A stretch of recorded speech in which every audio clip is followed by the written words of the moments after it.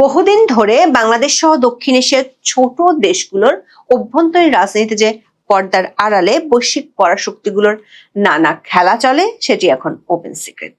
স্পষ্ট করে বললে এই পরাশক্তিগুলোর মধ্যে ভারত, চীন ও মার্কিন যুক্তরাষ্ট্রই বেশি খেলাধুলা করে। হঠাৎ করে বিশ্ব রাজনীতির ক্ষমতার ভরকেন্দ্র যখন পশ্চিম থেকে ক্রমশ প্রাচ্যের দিকে সরে আসছে, তখন এই অঞ্চলের প্রতিটি রাজনৈতিক ও সামরিক পদক্ষেপ বৈশ্বিক প্রভাব তৈরি করছে।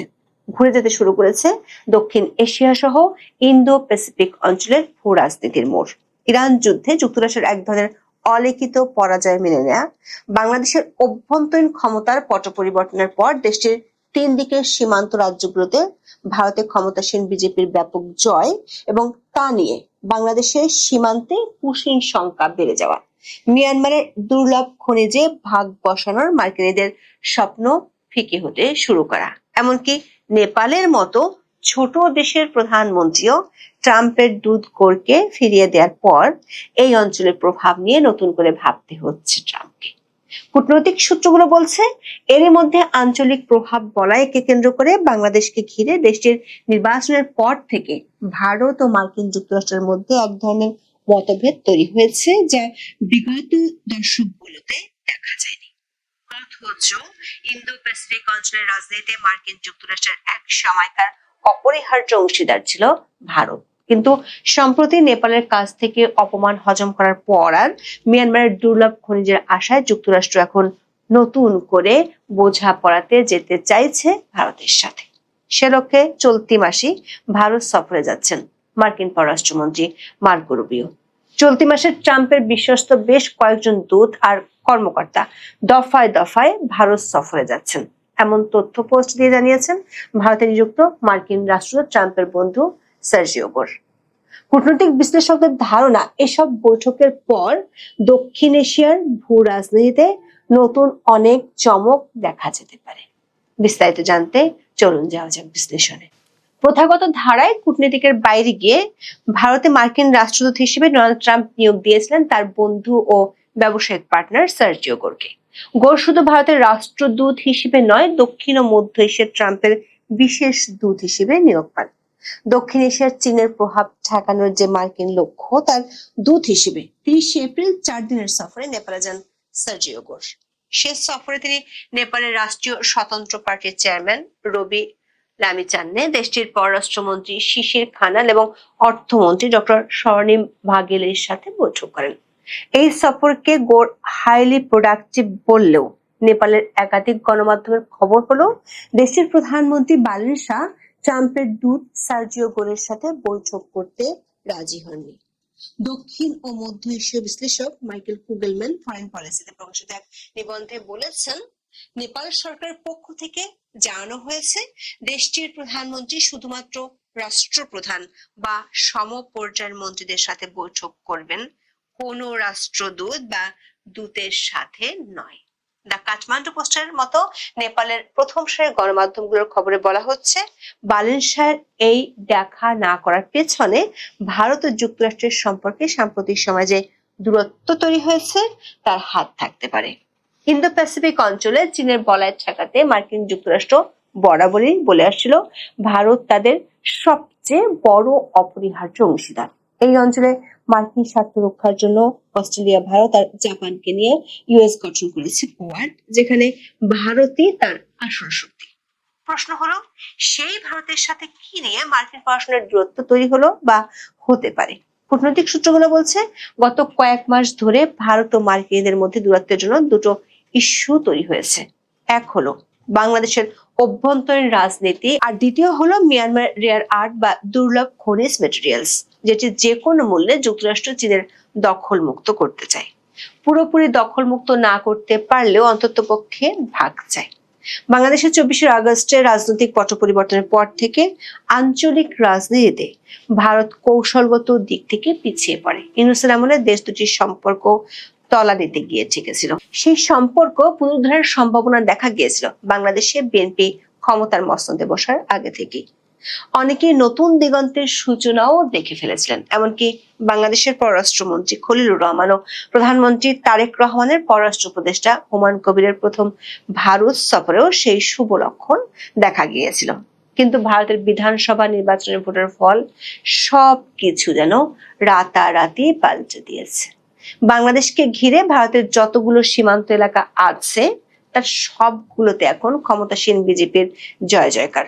ভোটের ফল ঘোষণার পর থেকে প্রথমে ঢাকার সীমান্তে পুশির সমস্যা এবং পরে তিস্তা ইস্যু নিয়ে বেশ অস্বস্তি দেখা দেয়। খলিলুর রহমান 1 মাসের মধ্যে 180 ডিগ্রি ঘুরে গিয়ে ভারতকে পাল্টা জবাব দেওয়ার হুঁশিয়ারিও দিয়ে ফেলেন। সাথে যোগ করেন, তিস্তা নিয়ে ভারতের জন্য বসে থাকলে চলবে না। এসব কথা আবার বলেছেন ঠিক চীনে যাওয়ার আগে। সীমান্তে পুশির নিয়ে যে আশঙ্কা সেটি বিজেপি সরকার গঠনের সাথে সাথে যেন বাস্তবে রূপ নিচ্ছে। 9 মে ভারতের পশ্চিমবঙ্গের মুখ্যমন্ত্রী হিসেবে শুভেন্দু অধিকারী কলকাতার ঐতিহাসিক ব্রিগেড প্যারেড গ্রাউন্ডে শপথ নেন। তার আগের দিন মৌলভীবাজারের কুলাউড়া উপজেলার মোরেছড়া সীমান্ত দিয়ে 10 বাংলাদেশি নাগরিককে পুশিং করেছে বিএসএফ। 9 মে পরিচয় যাচাই করে তাদেরকে স্বজনদের কাছে হস্তান্তর করেছে পুলিশ। এরই মধ্যে ব্রাহ্মণবাড়িয়ার কসবা সীমান্তে বিএসএফ সদস্যের ছোড়া গুলিতে 2 বাংলাদেশি নিহত হয়েছেন। কুষ্টিয়ার দৌলতপুর সীমান্তে জনসাধারণকে সতর্ক করতে মাইকিং করেছে বর্ডার গার্ড বাংলাদেশ বিজিবি।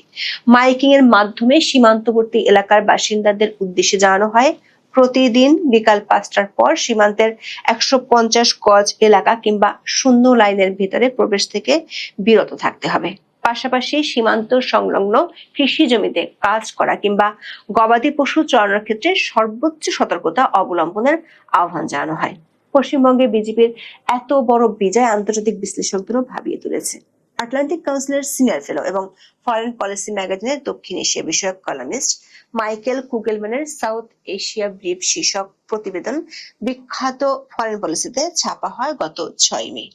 ওই প্রতিবেদনে কুগেলম্যান বলেছেন, ভারতের 4 রাজ্যের সাম্প্রতিক বিজয়ের ফল সমগ্র দক্ষিণ এশিয়ার ভূ রাজনৈতিক ও অর্থনৈতিক ভবিষ্যৎ নির্ধারণের ক্ষেত্রে এক যুগান্তকারী মুহূর্ত হিসেবে চিহ্নিত হয়ে থাকবে।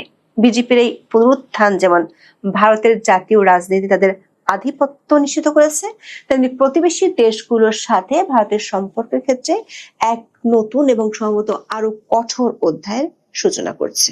কুগেলম্যান খুব পরিষ্কার করে লিখেছেন, পশ্চিমবঙ্গে বিজেপির এই বিজয় বাংলাদেশের সাথে ভারতের সম্পর্কের ক্ষেত্রে অনেক বড় ভূমিকা রাখবে।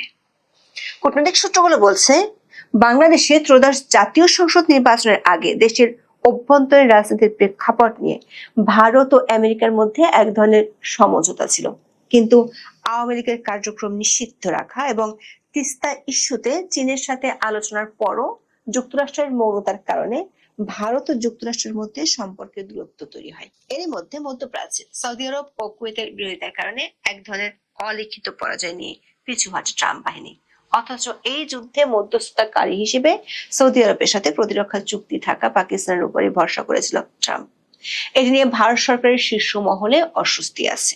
এই যুদ্ধের আগে থেকে অনেক দিন ধরে দক্ষিণ এশীয় অঞ্চলে যুক্তরাষ্ট্রের বড় মাথা ব্যথার কারণ ছিল রেয়ার আর্থ এলিমেন্ট বা দুর্লভ খনিজ।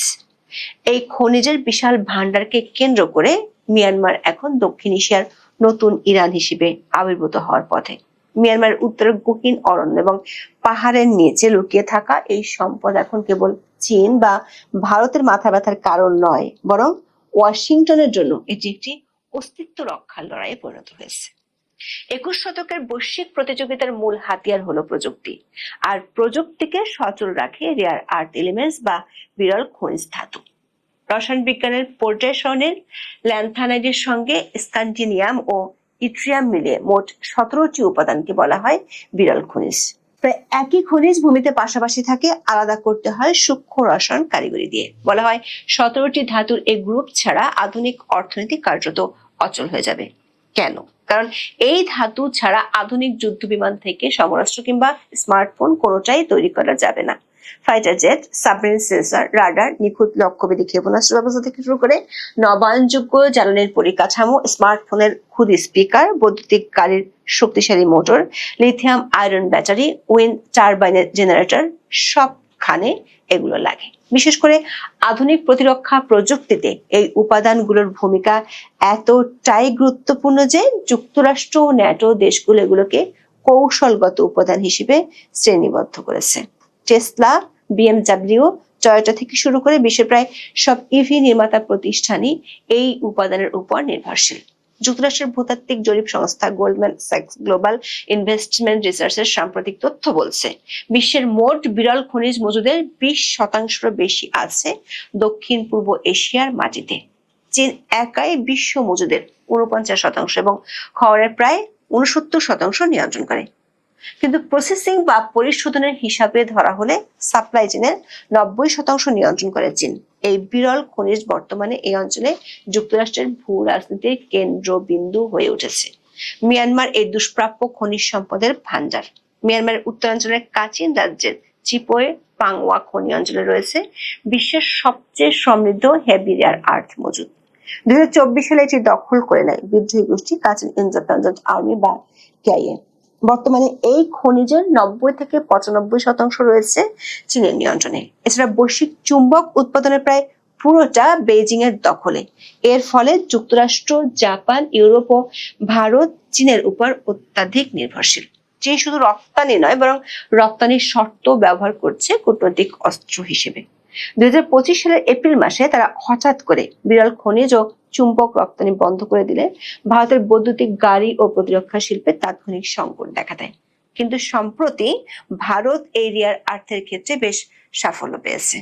একদিকে জান্তা সরকার, আর একদিকে মিয়ানমারের বিদ্রোহী গোষ্ঠীগুলোকে তারা ম্যানেজ করতে পেরেছে। অন্যদিকে যুক্তরাষ্ট্র চাইছে মিয়ানমারের এসব রেয়ার আর্থের খনিগুলোর মাইনিং ক্যাপাসিটি বাড়ানোর জন্য বিনিয়োগ করতে, যাতে করে খনিগুলো উৎপাদনকে ব্যাপকভাবে বাড়াতে পারে এবং একই সাথে মার্কিন কৌশলগত সরবরাহে সাহায্য করতে পারে।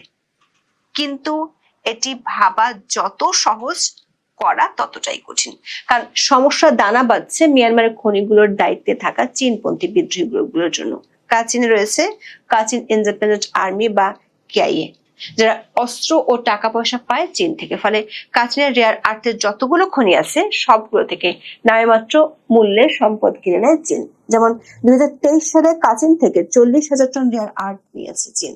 গত 2 দশকে মিয়ানমারের প্রতি মার্কিন নীতি কোনো প্রভাব ফেলতে পারেনি। এমনকি মিয়ানমারের জাতিগত বৈষম্য, মানবাধিকার লঙ্ঘন, দুর্নীতি সহ নানা অপকর্মে জড়িত রাজনৈতিক ব্যক্তিত্ব ও সামরিক কর্মকর্তাদের উপরও প্রভাব বিস্তার করতে পারেনি আমেরিকা। আবার ট্রাম্প প্রশাসন ব্রেভ বার্মা অ্যাক্ট করেও কোনো ফল পায়নি। শেষমেশ জান্তা সরকারের ঘনিষ্ঠ কোম্পানিগুলোর উপর নিষেধাজ্ঞা তুলে দিয়েও খুব একটা কাজ হচ্ছে না। বাংলাদেশে ইউনূস সরকারকে সমর্থন দিয়ে রাখাইন করিডোরের মাধ্যমে আরাকান আর্মিকে সাহায্য করার চেষ্টা করেছিল। সেই চেষ্টাও বিফলে গেছে। উল্টো আরাকান আর্মি এখন পিছু হটেছে। দেখা যাচ্ছে দক্ষিণ এশিয়ার রাজনীতিতে একের পর এক পিছিয়ে পড়ছে মার্কিন যুক্তরাষ্ট্র। এই অঞ্চলের সাফল্য বলতে শুধু ইউনূসের মাধ্যমে চাপিয়ে দেয় বাংলাদেশের সাথে একপক্ষীয় বাণিজ্য চুক্তি। 14টি বোয়িং বিমান আর কয়েক লাখ টন গম বেচতে পারাই আপাতত এই অঞ্চলে মার্কিন সাফল্য। কূটনৈতিক সূত্রগুলো বলছে, মিয়ানমারের রেয়ার আর্থের মতো পুরাতন সমস্যার সাথে পশ্চিমবঙ্গে বিজেপির জেতা আর নেপাল থেকে ট্রাম্পের দুধ গোড়ের খালি হাতে ফেরা ট্রাম্প প্রশাসনের পররাষ্ট্র দপ্তরকে ভাবিয়ে তুলেছে। যে কারণে তারা ইন্দো প্যাসিফিক অঞ্চলের পুরাতন মিত্রকে ফিরে পেতে মরিয়া। নেপাল থেকে খালি হাতে ফিরেই ট্রাম্পের দূত সার্জিও গোর পোস্ট দিয়ে জানিয়েছেন, মার্কিন পররাষ্ট্রমন্ত্রী মার্কো রুবিও দ্বিপক্ষীয় আলোচনার জন্য ভারত সফরে যাচ্ছেন।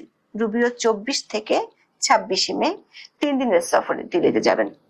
সেখানে ভারতের প্রধানমন্ত্রী নরেন্দ্র মোদী, পররাষ্ট্রমন্ত্রী এস জয়শঙ্কর ও নিরাপত্তা উপদেষ্টা অজিত দোভালের সাথে তার বৈঠকের সূচি চূড়ান্ত হয়েছে। একই সময় তিনি কোয়াডের সম্মেলনেও যোগ দিবেন। দর্শক, গত জানুয়ারিতে মার্কিন পররাষ্ট্রমন্ত্রী হিসেবে দায়িত্ব গ্রহণের পর রুবিওর এটাই প্রথম ভারত সফর। মিস্টার রুবিওর সফরের মধ্যে মার্কিন যুক্তরাষ্ট্রের স্বাধীনতার ঘোষণার 250 বছর উদযাপনের জন্য 24 মে দিল্লিতে একটি পাবলিক রিসেপশন অনুষ্ঠান করা হবে। মার্কিন প্রেসিডেন্ট ডোনাল্ড ট্রাম্পের দক্ষিণ ও মধ্য এশিয়া বিষয়ক বিশেষ দূত গোর এক পোস্টে বলেন, ভারতের সঙ্গে ক্রমবর্ধমান অংশীদারিত্বকে যুক্তরাষ্ট্র গভীরভাবে মূল্যায়ন করে এবং আরো শক্তিশালী সম্পর্ক গড়ে তুলতে পেরে উচ্ছ্বসিত। তিনি মার্কো রুবিওর উদ্দেশ্যে লেখেন, শীঘ্রই দেখা হবে মিস্টার সেক্রেটারি। আবার দিল্লির লেফটেন্যান্ট গভর্নর তরণজিৎ সিং সান্ধুর সঙ্গে বৈঠকের পর আরেকটি পোস্টে গোর আরো ঘোষণা করেন, সামনের মাসগুলোতে বেশ কয়েকজন মার্কিন গভর্নর ভারত সফরে আসছেন। চলবে টানা দফায় দফায় বৈঠক। কূটনৈতিক সূত্রগুলো বলছে, এসব বৈঠকের পর ট্রাম্পের ভারত সফর নিয়ে ঘোষণা আসতে পারে। বিশেষ করে নভেম্বরে যুক্তরাষ্ট্রের মধ্যবর্তী নির্বাচনের আগে ট্রাম্প ভারতীয় বংশোদ্ভূতদের ভোট ব্যাংক দখল করতে ভারত সফরে আসতে পারেন। তবে ভারতের সাথে মার্কিন যুক্তরাষ্ট্রের সম্পর্কের এই ইউটার্নে ভারতেরও পর্দার আড়ালে বেশ কিছু শর্ত আছে, যার একটি হলো বাংলাদেশের অভ্যন্তরীণ রাজনীতি ও দেশটির চীন এবং পাকিস্তানের সাথে সখ্যতা। এই বিষয়গুলো নিয়ে রুবিওর সাথে বৈঠকে আলোচনা হতে পারে এমন ইঙ্গিত পাওয়া গেছে কূটনৈতিক একাধিক সূত্র থেকে। এখন এই পর্যন্ত। সবাই ভালো থাকুন, সুস্থ থাকুন, নিরাপদে থাকুন।